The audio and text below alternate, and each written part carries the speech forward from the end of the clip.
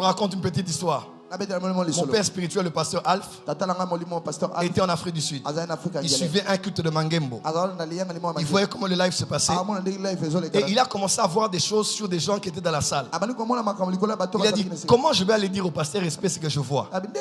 Il appelle les diacres, il appelle les gens. Tout le monde était à la prière. Il a dit, bon, je vais connecter mon esprit à l'esprit du pasteur respect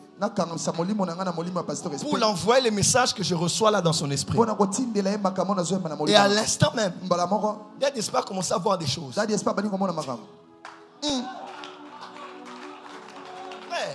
avec moi, esprit à esprit. Vous savez, même en informatique, on peut établir un mode de travail en réseau dans des bureaux.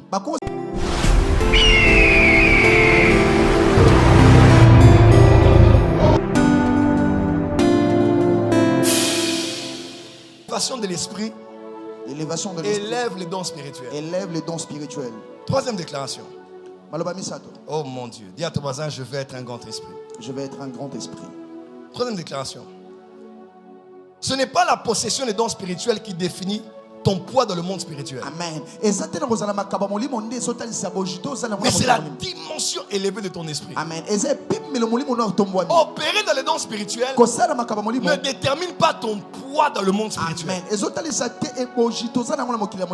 Mais c'est la dimension pesante de ton esprit.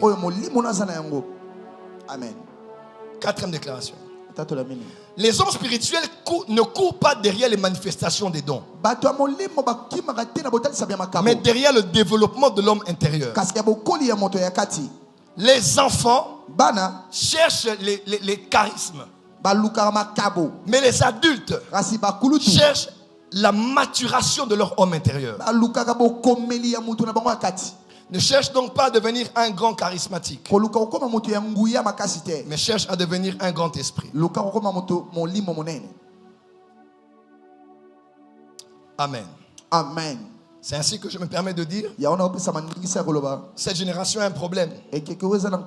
À peine on voit un homme qui opère dans les dons, une femme qui opère dans les dons. Comme on n'a pas de parents spirituels ou on en a mais on n'est pas très attaché, on parle directement sous l'autorité de cette personne et on l'appelle daddy et on l'appelle mommy.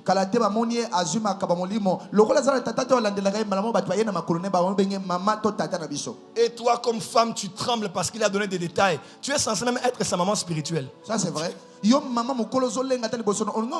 tellement que les nouveaux prophètes sont forts, ils savent s'emballer. Il veut créer une fausse personnalité. Et toi tu trembles. Et pourtant celui qui tremble devant toi.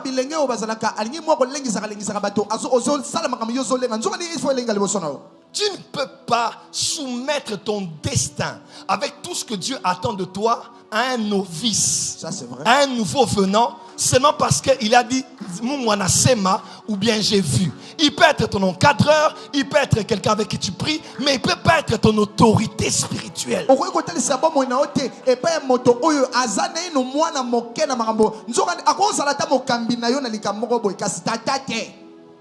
Et aussi, voilà pourquoi dans cette église, personne n'appelle quelqu'un mon fils. Ça c'est vrai. Merci papa.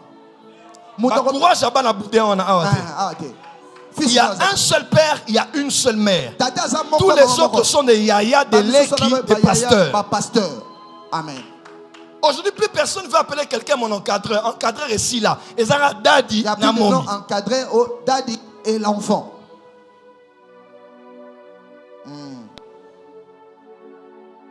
Merci daddy. Dis à ton voisin. On ne se soumet pas à des novices. On ne se soumet pas à des novices. Le destin que tu as, les responsabilités que tu as, les filles attachées à toi, les nations qui doivent être touchées par toi, tu ne peux pas soumettre ton autorité à l'autorité de quelqu'un qui ne pèse même pas spirituellement. Il y a encore trop de combats chez lui là, il n'arrive même pas à tenir avec les sorciers de la famille et les maris de nuit. Et c'est toi qui vas couvrir spirituellement. Nous sommes dans une génération où Dieu élève de grands esprits. Amen. Je dis Dieu élève de grands esprits. Je vous raconte une petite histoire. Mon père spirituel, le pasteur Alf, était en Afrique du Sud. Il suivait un culte de Mangembo. Il voyait comment le live se passait. Et il a commencé à voir des choses sur des gens qui étaient dans la salle. Il a dit, comment je vais aller dire au pasteur respect ce que je vois? Il appelle les diacres, il appelle les gens. Tout le monde était à la prière. Il a dit, bon, je vais connecter mon esprit à l'esprit du pasteur respect pour l'envoyer les messages que je reçois là dans son esprit. Et à l'instant même, il y a d'espoir commencer à voir des choses. Dis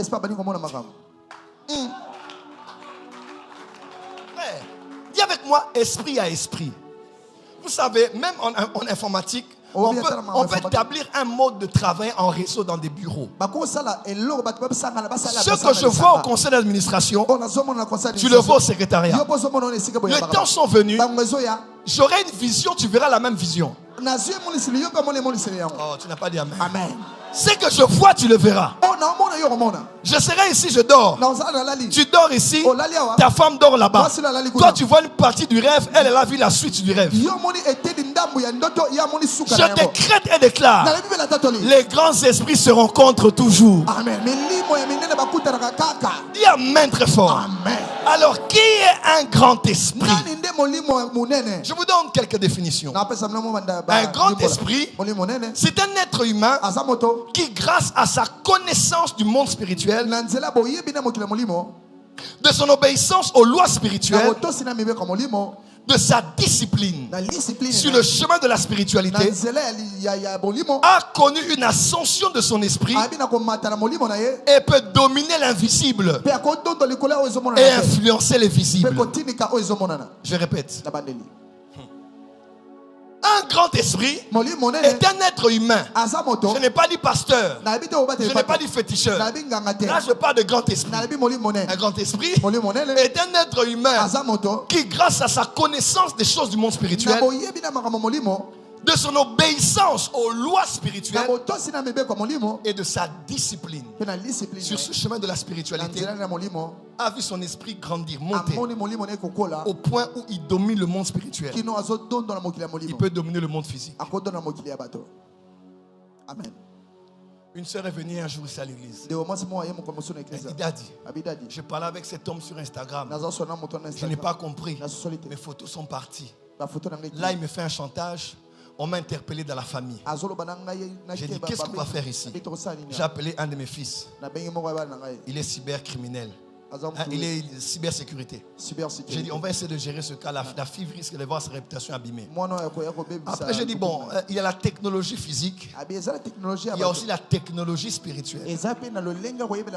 J'ai dit, ma fille, donne-moi ton téléphone. J'ai pris le téléphone. J'ai laissé le téléphone. J'ai dit, les photos sont effacées, les vidéos sont effacées. Le gars n'a rien compris. Tout ce qu'il avait dans le téléphone est parti. Ton amen n'est pas arrivé ici. Amen. Il y a quelqu'un qui dit Daddy Salé Langapeta, la Maramosala la vie. Dis à ton voisin. Fais-le aussi pour moi. Grand esprit. Grand esprit. Je décrète et déclare.